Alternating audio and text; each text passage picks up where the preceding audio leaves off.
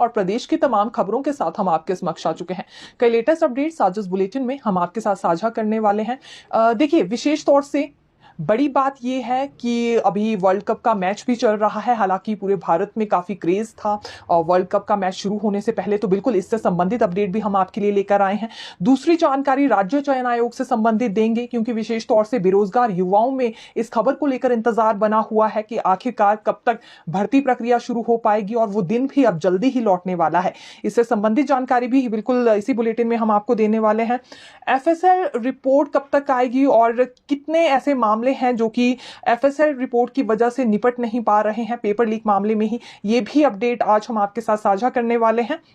One मित्र भर्ती को लेकर भी नई अपडेट लाए हैं, तो बारी बारी से आपको जानकारी देंगे। लेकिन सबसे पहले शुरुआत भाजपा महिला मोर्चा की खबर से करना चाहेंगे। दरअसल आज लोकसभा चुनावों को मद्देनजर रखते हुए इनकी ओर से रणनीति तैयार की गई है।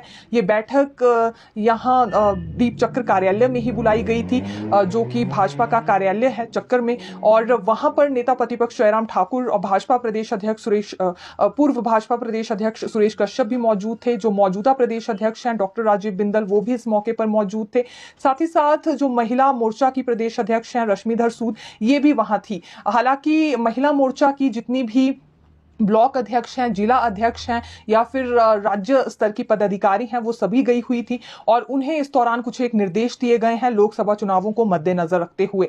पहली बात तो ये कि हर बूथ पर इन्हें जाना होगा, हर बूथ पर जाकर फिर इन्हें लोगों को जागरूक करना होगा केंद्र सरकार की नीतियों को लेकर, ताकि वो सभी कार्य केंद्र सरकार के गिनवाए जा सके जो कि अभी तक बेहतरीन कार्य हुए हैं, और लोकसभा चुनावों में उन्हीं कार्यों को लेकर फिर भाजपा अपने पक्ष में वोट मना सके।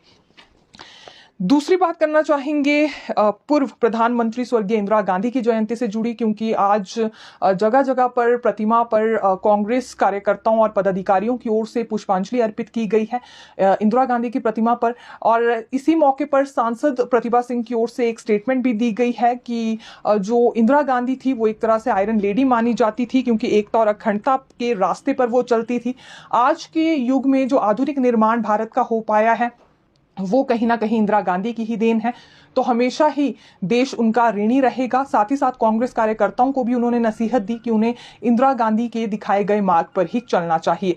तो एक ये भी स्पोर्ट्स से जुड़ी जानकारी हम आपके लिए लेकर आए थे। अगली खबर पर चलना चाहेंगे, ये एचआरटीसी अड्डा इंचार्ज से जुड़ी जानकारी हम आपके लिए लेकर आए हैं। देखिए, दरअसल इसमें बड़ी बात यह है कि जो ये अड्डा इंचार्ज है इसे सस्पेंड कर दिया गया है, और सस्पेंशन ऑर्डर इसके लिए इसलिए जारी हुए क्योंकि परिचालक की जगह कोई दूसरा व्यक्ति इसने ड्यूटी पर लगा दिया था। ये नेरवा बस डिपो का मामला बताया जा रहा है। वहां पर जो बस रूट था, कुछ एक स्थानीय लोगों ने जब ये शिकायत की प्रबंध निदेशक को कि किसी अन्य व्यक्ति की सेवाएं वहां पर ली जा रही हैं, तो जांच इस पर बिठाई गई और जांच में यह पाया गया कि स्थानीय लोगों की शिकायत बिल्कुल सही थी।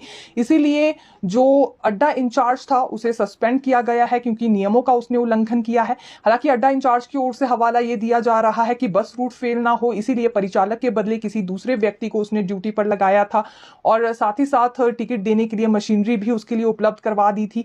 हालांकि ये व्यक्ति पहले से ही प्रशिक्षण रखता था टिकट देने का, इस वजह से इसकी ड्यूटी लगाई गई थी, और बस रूट भी प्रभावित ना हो इसलिए यह फैसला उसने लिया। लेकिन नियमों का उल्लंघन था, इसीलिए देखा जा सकता है कि प्रबंध निदेशक की ओर से कार्रवाई अमल में लाई गई है। अब एनजीओ फेडरेशन पर आना चाहेंगे। दरअसल बड़ा महासंग्राम हमें दो कर्मचारी संगठनों के बीच इसमें देखने के लिए मिल रहा है। पहली बात तो प्रदीप गुट को लेकर करें, क्योंकि ये भी राजपत्रित कर्मचारी महासंघ के लिए दावेदारी जता चुके हैं। हालांकि प्रदेश अध्यक्ष की कमान भी प्रदीप ठाकुर को ही इस महासंघ के लिए सौंपी गई है, और पहले ही इन्होंने ये ऐलान कर दिया था कि राजपत्रित कर्मचारी महासंघ का स्थापना दिवस ये टांडा मेडिकल कॉलेज में मनाने वाले हैं। विभिन्न कर्मचारी संगठन ऐसे हैं जो कि एक साथ वहां पर एकत्रित होने वाले हैं, कर्मचारियों की समस्याएं भी सुनी जाएगी, और उसके बाद जेसीसी की तैयारी भी यहां प्रदीप ठाकुर गुट की ओर से की जाएगी। ये भी इन्होंने पहले ही ऐलान कर दिया था 20 नवंबर को, क्योंकि अभी ये स्थापना दिवस है, तो इनकी ओर से तो पहले ही अनाउंसमेंट हो गई थी कि कांगड़ा में ही ये बिल्कुल अपना स्थापना दिवस मनाने वाले हैं। लेकिन दूसरा गुट भी यहाँ पर सामने आ गया है और इनकी ओर से भी अनाउंसमेंट यही की जा रही है, जो कि दूसरा त्रिलोक ठाकुर वाला ग्रुप है।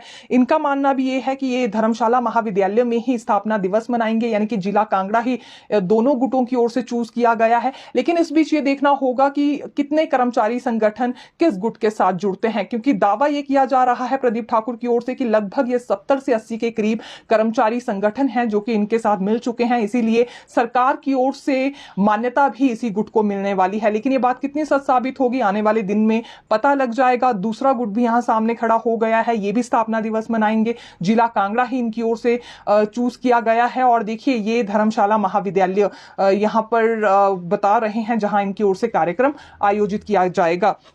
तो ये 20 नवंबर से जुड़ी जानकारी है। फिलहाल अधिवेशन में कितने कर्मचारी किस गुट के साथ नजर आते हैं, ये अपडेट भी बिल्कुल हम आप तक पहुंचाने वाले हैं। लेकिन एक तरह से कर्मचारियों की सियासत पूरी तरह से गर्मा गई है।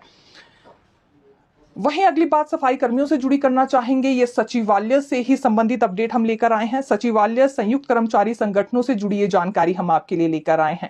देखिए इसमें बड़ी बात यह है कि लगभग जो आर्म्सडेल बिल्डिंग है सचिवालय में फेज 3 है, वहां पर 18 के करीब आउटसोर्स कर्मचारी तैनात किए गए हैं। ये सफाई कर्मी हैं, लेकिन इनकी नियुक्ति को लेकर आदेश रद्द कर दिए जाए, ये मांग उठाई जा रही है संयुक्त कर्मचारी संगठनों की ओर से, क्योंकि ये शिकायत कर रहे हैं कि सिफारिश के आधार पर ये 18 के कर्मचारी वहां पर तैनात किए गए हैं और अपेक्षा से ज्यादा इन्हें वेतन भी दिया जा रहा है, जबकि जरूरतमंद लोगों को ये नौकरी दी जानी चाहिए थी। इसीलिए ये इनकी नियुक्तियों के पक्ष में नहीं है। दूसरा हवाला इनकी ओर से ये दिया जा रहा है कि जब ये तैनाती हुई ही है तो नियमित तौर से होनी चाहिए थी। आउटसोर्स पर ये सफाई कर्मी पहली मर्तबा क्यों रख दिए गए हैं? राजनीतिक आधार पर ये नियुक्तियां हुई हैं, इनकी सिफारिश लगी है जो कि ठीक नहीं है।